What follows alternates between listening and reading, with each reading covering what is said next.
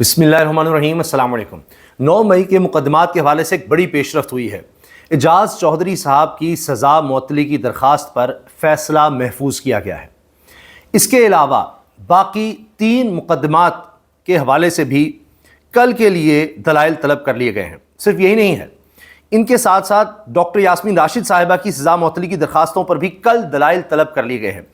میں کیوں کہہ رہا ہوں کہ یہ بڑی اہم پیش رفت ہے 9 مئی مقدمات کے حوالے سے؟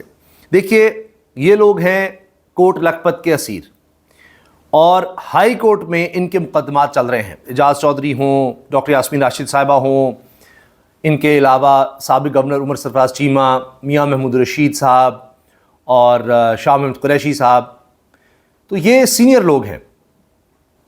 اب بیرسٹر گوہر صاحب جو چیئرمین ہیں تحریک انصاف کے، وہ ان سے ملاقاتیں کر چکے ہیں اور اس وقت بیرسٹر گوہر ایکٹیو ہیں۔ میں آپ کو بتا چکا ہوں پاکستان کی اہم ترین شخصیت پسند کرتی ہے بیرسٹر گوہر کو۔ بیرسٹر گوہر کوششیں کر رہے ہیں اب رہائیوں کی۔ اچھا، خان صاحب پر میں بعد میں آتا ہوں، ان کے حوالے سے ایک بڑی ڈیولپمنٹ ہے، وہ بھی آپ سے شیئر کریں گے۔ لیکن میں بارہا آپ سے عرض کر چکا ہوں کہ بیک چینل پر چیزیں چل رہی ہیں۔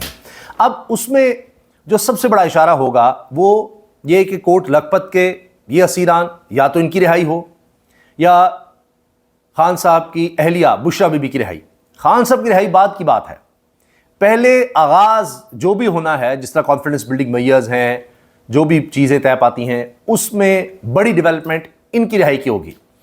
بیرسٹر گوہر صاحب ان سے مل چکے ہیں، یہ بات ذہن میں رکھیے گا، اور ظاہر ہے کہ پھر ان سے مشاورت کر کے جو بھی چیزیں آگے چلنی ہیں، کچھ شرونسز ہوں گی، اس کے بعد کس طرح سے آگے بڑھا جائے گا، کیونکہ یہ لوگ اتنی مشکل جیل کاٹنے کے بعد بھی خان صاحب کے ساتھ کھڑے رہے ہیں۔ فواد چودھری ہوں، دیگر ان کے ساتھ لوگ ہوں، وہ بھی کہتے ہیں جی پہلے ان کی رہائی ہو، یہ لوگ آئیں گے، یہ سینئر لوگ ہیں، ان پر لوگ اعتبار کریں گے تحریک انصاف کے، اور پھر یہ چیزیں آگے لے کر چل سکتے ہیں۔ اچھا، کیا ضرورت ہے موجودہ نظام کو ان کی رہائی کی یا بشرا بی بی کی رہائی کی یا اس کے بعد خان صاحب کی رہائی؟ یعنی یہ تو بھی دور کی بات ہے خان صاحب کی رہائی، لیکن پہلے ان لوگوں کی رہائی ہوگی تو اس طرح بڑھا جائے گا۔ کیا ضرورت ہے جی؟ اب تو سب کچھ کنٹرول کر لیا گیا ہے۔ ابھی حال ہی کی میں آپ کے سامنے مثال رکھتا ہوں، جب ایران امریکہ کے وفود آ رہے تھے، مذاکرات ہونے تھے، اس وقت راولپنڈی میں جلسے کا اعلان کر دیا تھا تحریک انصاف نے۔ اگر تحریک انصاف میں اتنی صلاحیت نہیں ہے کہ جلسہ کر سکتے ہیں، کچھ لوگوں کو لا سکتے ہیں، تو پھر گورنمنٹ کو کوئی ضرورت نہیں تھی کہ وہ ایک وفد کی صورت میں تحریک انصاف سے ملتے اور درخواست کرتے کہ جی آپ جلسہ نہ کریں۔ اس سے بھی بڑی خبر یہ ہے کہ بیرسٹر سلمان صفدر کی ملاقات کروائی جاتی ہے خان صاحب سے جیل کے اندر، اور وہاں سے پیغام آتا ہے خان صاحب کی طرف سے کہ جی یہ آپ جلسہ منسوخ کر دیں، نہ کریں، بلکہ اس کی بجائے آپ کوئی 10 دن بعد خیبر پختونخوا میں جلسہ رکھ لیں۔ اور اس کے بعد پھر آپ نے دیکھا سہیل افریدی نے مردان میں جلسہ کیا، پھر اب حال ہی میں وہ آزاد کشمیر گئے، اب آگے وہ پھر لاہور کا پلان وہ سب ہے، لیکن راولپنڈی میں نہیں کیا۔ اب یہ بات تو واضح ہے کہ جب تحریک انصاف نے یا خان صاحب نے اتنے پریشر میں، اتنی مصیبتوں میں، بیماری میں، آئسولیشن میں، پھر بھی معاملے کی نزاکت کو سمجھا اور کہا کہ جی وفود آ رہے ہیں اور یہ بڑا ہسٹورک ایک موومنٹ ہے، دنیا کے حالات دیکھیں، جنگ لگی ہوئی ہے، بڑے مسائل ہیں، پاکستان ایک اس وقت بڑی کرٹیکل پوزیشن پر کھڑا ہے اور پاکستان کو ہر طرح کی سپورٹ کی ضرورت ہے کہ معاملہ حل کروایا جا سکے۔ اس وقت نہ کوآپریٹ کرتے تو اور سختیاں ہی ہونی تھیں، وہ پہلے ہی سختیاں ہیں۔ انہوں نے ایک اسٹیٹسمین کی طرح کہا کہ نہیں، جلسہ منسوخ کر دو، وہ ہو گیا۔ اب یہ نہیں ہو سکتا کہ بدلے میں دوسری طرف سے کوئی چیز نہ ہو، یہ تو گیو اینڈ ٹیک ہوتا ہے۔ اب دیکھنا یہ ہے کہ جب جلسہ منسوخ کر دیا اور اس کے بعد سے بھی آپ دیکھیں ریٹرک ضرور ہے، سہیل افریدی کہہ رہے ہیں میں آؤں گا، ہم یہ کریں گے وہ کریں گے، ایک پریشر تو ہے، لیکن اس کے بعد اس طرح کا کچھ نہیں کیا۔ تو انتظار ہو رہا ہے، آج بھی ملاقات ہوئی ہے سہیل افریدی کی جناب جو کہ اپوزیشن لیڈر ہیں اس وقت محمود خان اچکزئی، اور سینٹ میں اپوزیشن لیڈر علامہ راجہ ناصر عباس سے، تو یہ چیزیں بھی ساتھ ساتھ چل رہی ہیں۔ اچھا، بہت سی باتیں کی جا سکتی ہیں جی اب ضرورت ہی نہیں ہے، اب تو یہ لوگ نکلتے نہیں، فلاں نہیں ہے۔ دیکھیں، خیبر پختونخوا سے تو لوگ اب بھی نکل آئیں گے، یہ رپورٹس حکومت کو بھی ہوں گی، اداروں کے پاس بھی ہوں گی، تو ایسی تو نہیں یہ سب چیزیں چل رہی ہیں۔ پھر اور بہت سی وجوہات میں آپ کے سامنے رکھ سکتا ہوں، جس میں معیشت بہت بڑی وجہ ہے، وہ سنبھل نہیں رہی، پریشر بڑھ رہا ہے۔ ابھی آپ دیکھیے اسٹیٹ بینک نے شرح سود بڑھا دی ہے، پاکستان کے قرضے 550 ارب روپے بڑھ گئے، اس ایک فیصلے سے قرضے بڑھتے چلے جا رہے ہیں۔ اسٹیٹ بینک کی طرف سے واضح کہہ دیا گیا آنے والے دنوں میں مہنگائی بڑھنے والی ہے، حالات مزید خراب ہونے والے ہیں، توانائی کی صورتحال مزید خراب ہوگی، چیزیں اور زیادہ مہنگی ہوں گی، امپورٹ ایکسپورٹ پر فرق پڑے گا, پریمیم باہر سے بڑھتا نظر آ رہا ہے, یعنی حالات بد سے بدتر ہوتے نظر آ رہے ہیں. تو آپ نے کس طرح سے سنبھالنا ان چیزوں کو جب آپ اندر خلفشاں رکھیں گے؟ پھر انسانی حقوق کی پامالیاں ہو رہی ہیں, سب سے مقبول لیڈر آپ نے جیل میں رکھا ہوا ہے. اسی طرح یورپی یونین, ان کے سفیر کہہ چکے ہیں جی پیکا کے خلاف ہمارے تحفظات ہیں. اور اسی طرح ایمان مزاری صاحبہ, ان کے شوہر, ان کے بارے میں آپ دیکھ لیجئے, وہ بھی یورپی یونین کے لوگ آواز اٹھا چکے ہیں. ابھی امریکہ میں مڈ ٹرم الیکشن نومبر میں ہونے ہیں. پہلے آپ نے دیکھا ٹرمپ نے پاکستانی ڈائسپورا کو, پاکستانی کمیونٹی کو خوش کرنے کے لیے خان صاحب کے حوالے سے, ان کی ایڈمنسٹریشن کے لوگوں نے خان صاحب کے حوالے سے بیانات دیے تھے. پھر ظاہر ہے ان کا انٹرسٹ کسی اور چیز میں چلا گیا تو انہوں نے سب کچھ پیچھے ڈال دیا. لیکن اس کا مطلب یہ ہے کہ اب جب مڈ ٹرم الیکشن ہونے ہیں, امریکنز نے ووٹ ڈالنے ہیں, پاکستانی امریکنز پھر وہی مدعا اٹھائیں گے, تو ایک ایک ووٹ قیمتی ہوتا ہے. تو پھر نومبر سے پہلے کوشش ہوگی کہ اچھا کچھ تو سہولت ملے, کیونکہ پہلے ہی اس وقت مشکل نظر آ رہی ہے ٹرمپ کی صورتحال اور ان کی پارٹی کی. تو اب تو یہ پارٹی کے الیکشن ہونے ہیں, اس پہ صدر پہ براہ راست الیکشنز نہیں ہیں, لیکن بہرحال ان کی پارٹی کے لوگ اگر ہارتے ہیں تو پریشر تو آئے گا صدر پر. اس سے بھی بڑھ کر میری نظر میں پاکستانی, اوورسیز پاکستانی, وہ پاکستان کی ایک بہت بڑی طاقت ہے. وہ سب کس طرف سے آواز اٹھاتے ہیں, کس کے ساتھ ہیں, وہ بھی آپ کے سامنے ہیں. تو یہ سب ایک پریشر گروپس ہیں. پاکستان میں بھی آپ دیکھیے ووٹ بینک ہے, آپ جتنا مرضی دبا لیں, 4 سال میں ہر طرح سے کر لیا نا کام, تو کیا چیز بہتر ہو گئی؟ جتنا دباؤ آیا ہے, جتنی سختیاں آئی ہیں, بالکل اتنی ہی تیزی سے معیشت نیچے گئی ہے, بربادی ہوئی ہے. فیصل چودھری صاحب کیا کہہ رہے ہیں یہ بھی آپ نوٹ رکھیے گا, کیونکہ ان کی پھر بھی ملاقات ہو جاتی تھی. فواد چودھری کے بھائی ہیں اور انہوں نے حال ہی میں میٹنگ بھی کی ہے, فواد چودھری, فیصل چودھری سب مل کر. یہ کہہ رہے ہیں عمران خان کی آنکھ 85% خراب ہے, مستقل طور پر آنکھ متاثر ہو چکی ہے. کہتے ہیں کسی بھی ایکسپرٹ سے آپ پوچھ لیں, وہ مکمل واپسی اس کی نہیں ہو سکتی آنکھ کی, اور اس کا علاج پاکستان میں نہیں ہے. یہ فیصل چودھری نے, وکیل بھی ہیں, پی ٹی آئی رہنما ہیں, انہوں نے واضح طور پر کہہ دیا ہے کہ یہ علاج اب باہر ہی ہو سکتا ہے. اس پہ یہ باتیں بھی چل رہی ہیں کہ جی عین ممکن ہے, ابھی فوری نہیں, لیکن میں آپ کو بتایا پہلے رہائی کوٹ لکھپت سے ہوگی یا بشرا بی بی کی ہوگی. خان صاحب کی باری پھر اس کے بعد میں ہے. تو یہ ممکن ہے کہ پہلے بشرا بی بی رہا ہوتی ہیں ہاسپٹل, کیونکہ ان کو بھی آنکھ کی تکلیف ہوئی ہے. عجیب بات ہے کہ دونوں میاں بیوی کو آنکھ کی تکلیف ہو رہی ہے, اس کو بھی دیکھنا ہوگا. تو ان کو ہاسپٹل لے جایا جاتا ہے, پھر بنی گالا, اور پھر خان صاحب بھی یہ ہو سکتا ہے, اور پھر چند دن کے لیے ملک سے باہر بھی بھیجا جا سکتا ہے, جس طرح فیصل چودھری کا جی پاکستان میں علاج ممکن نہیں ہے. مسئلہ یہ ہے کہ باہر جاتے ہیں تو پھر واپس بھی آنے دیا جائے گا یا نہیں, یہ اصل بات ہے. تو آنے والے دنوں میں دیکھیں کیا ہوتا ہے.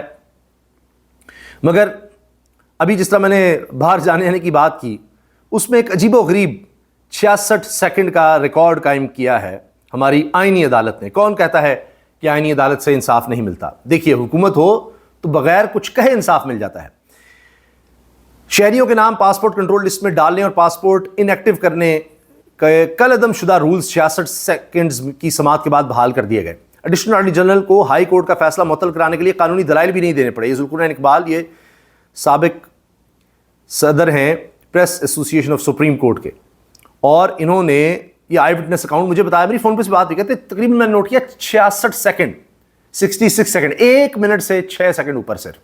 اور اس میں جناب اتنا اہم بنیادی انسانی حقوق کا اہم ترین معاملہ کہ یہ آپ کی شناخت ہوتا ہے, آپ کا آئی ڈی کارڈ, آپ کا پاسپورٹ, کہ جی آپ شہری ہیں, آپ کوئی ریاست کے بغیر کوئی وجود نہیں ہوتا, کہ مطلب کوئی نہ کوئی ریاست کو تو آپ ریپرزینٹ کر رہے ہوتے ہیں, آپ ریاست آپ کو حق دیتی ہے کہ میرا شہری ہے. وہی حق جو مرضی حکومت کر لے, جیسے مرضی حکومت ہو چھین لے, تو کوئی پوچھنے والا نہیں ہے. یہ صدیوں میں, دہائیوں میں نہیں, صدیوں میں, کئی صدیوں میں یہ چیز ڈیولپ کی ہے انسانوں نے کہ جی بیلنس تبھی آ سکتا ہے, ورنہ ریاست کے پاس اتنی طاقت ہوتی ہے, جو حکومت میں آئے گا وہ جو مرضی کرتا رہے کسی کے ساتھ, کون روکے گا اس کو؟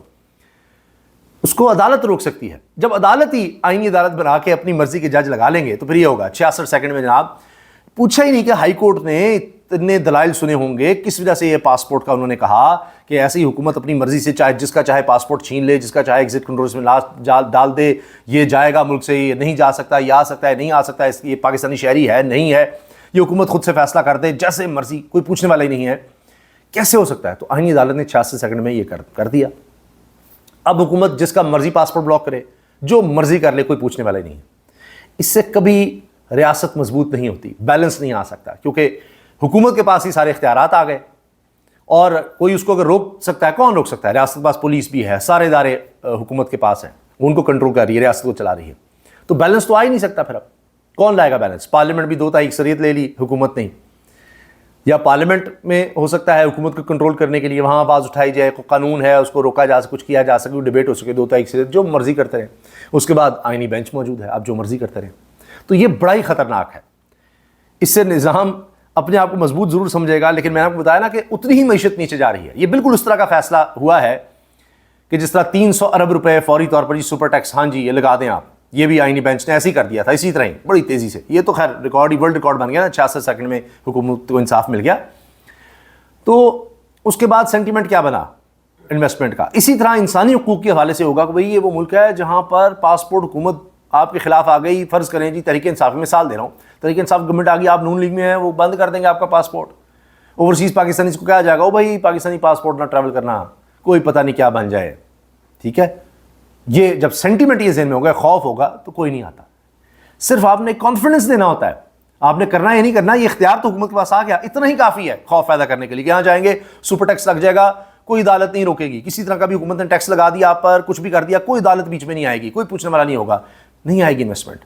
انسانی حقوق کی جتنی پامالیاں ہوں گی، یورپی یونین جی ایس پی پلس اسٹیٹس، وہ بعد کی بات ہے. ابھی سے آپ دیکھیے یورپ کو ہماری ایکسپورٹس کم ہو چکی ہیں، جی ایس پی پلس اسٹیٹس تو بعد کی بات آنی ہے. وہ ہوتے ہوئے بھی یہ سب کام ہو گیا ہے.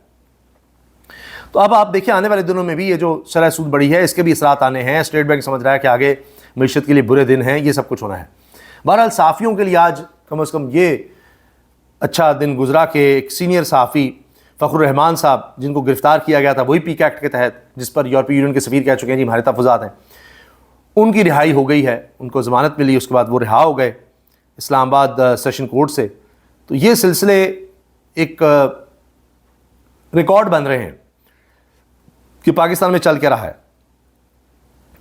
اور میں نے جو بتایا کہ معیشت نیچے سے نیچے جا رہی ہے، اس میں آپ یہ دیکھیں کہ یہاں پر ٹیکسز کی اتنی بھرمار ہوتی چلی جا رہی ہے، حکومت خود کو چلا ہی نہیں پا رہی ٹیکسز بڑھا کر بھی، کہ 50% ٹیکس ہے سیمنٹ پر. سیمنٹ پر تو 50% ٹیکس ہے. گاڑیوں پر سن لیجئے 42 سے 65% ٹیکس ہے. ٹویوٹا کے سی ای او جمالی صاحب فارچونر گاڑی جو ان کی ہے اس کے بارے میں کہتے ہیں جی یہ 2 کروڑ 48 لاکھ روپے کی گاڑی ہے، اس میں 1 کروڑ 48 لاکھ روپے تو ٹیکس ہیں.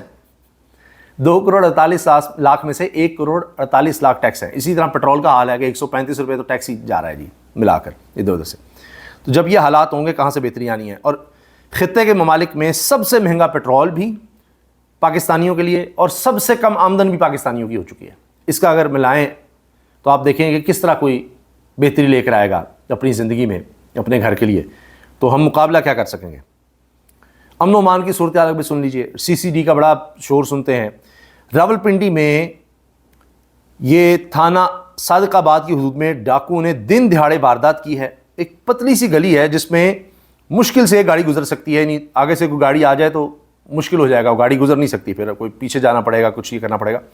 موٹر سائیکل سے گزر سکتی ہے. وہاں پر 2 ڈاکو موٹر سائیکل پر آتے ہیں گاڑی کا پیچھا کرتے ہوئے، آگے آ کے موٹر سائیکل کھڑی کرتے ہیں گاڑی کی، یہ سوزوکی آلٹو ہے، اور اس کو روکتے ہیں، دروازے کھولتے ہیں، لوٹ مار کرتے ہیں، ڈاکہ ڈالتے ہیں، اس کے بعد وہاں سے چلے جاتے ہیں. سی سی ٹی وی فوٹیج موجود ہے، لوگ یہاں سے گزر رہے ہیں، کوئی پرواہ نہیں کر رہا، کچھ نہیں ہو رہا. اب دیکھتے ہیں کہ اس پر کیا ہوتا ہے. امن و امان کی صورتحال یہ ہے. اور ابھی مریم نواز صاحبہ نے حال ہی میں اجلاس میں کہا کہ جی میں نے تو اتنا پیسہ دے دیا ہے، میں نے تو اتنا اسلحہ دے دیا ہے، جرائم بڑھتے چلے جا رہے ہیں. سسٹم ہی نہیں ہے نا. 26ویں 27ویں ترمیم آپ لے آئیں، آپ سی سی ڈی بنا دیں، جتنے بھی ادارے اس طرح کے آپ کھڑے کر دیں. سسٹم جو صدیوں میں ڈیولپ ہوا، انڈیپینڈنس آف جوڈیشری ہونی چاہیے، آزاد عدلیہ ہونی چاہیے، آپ کو عدالتوں کو مضبوط کرنا چاہیے، اپنا justice system, criminal justice system بہتر کرنا چاہیے. اس کے تحت آپ آگے بڑھ سکتے ہیں. آپ کو انسانوں میں، ہیومن ڈیولپمنٹ میں انویسٹ کرنا پڑے گا. آج میں دیکھ رہا تھا کہ عمران خان کے ناقدین بھی کہہ رہے تھے ہاں خیبر پختونخوا میں تو واقعی بلین ٹری سونامی جب لگایا تو اس کے بعد اب آپ دیکھیں یہ تو واقعی ہوا ہے، کیونکہ فیصل امین خان نے یہ شیئر کیا کہ ٹرانسفارمیشن کتنی آئی ہے ایکو سسٹم میں، کہ یہ علاقہ، اس کی ویڈیو، یہ ہتھالہ ڈی آئی خان کا علاقہ، وہاں اب آپ کو ایک جنگلات کی سی کیفیت نظر آ رہی ہے جو بالکل بیابان تھا، اور وہاں پر اب پرندے ہیں، پورا ایکو سسٹم ڈیولپ ہو گیا ہے. ہیومن ڈیولپمنٹ میں چیزیں آتی ہیں، صحت، تعلیم، ماحول، یہ سب اس پر توجہ دینی ہوگی، پھر ملک ترقی کرتا ہے. لیکن یہاں تو 35 روپیہ تو پنجاب میں تعلیم اور صحت کا بجٹ ہی کٹ کر دیا گیا ہے، اور ساتھ کیا جی فلم سٹی ہم بنائیں گے. یہ تو یہاں پر حال ہے. اجازت دیجیے، اللہ حافظ.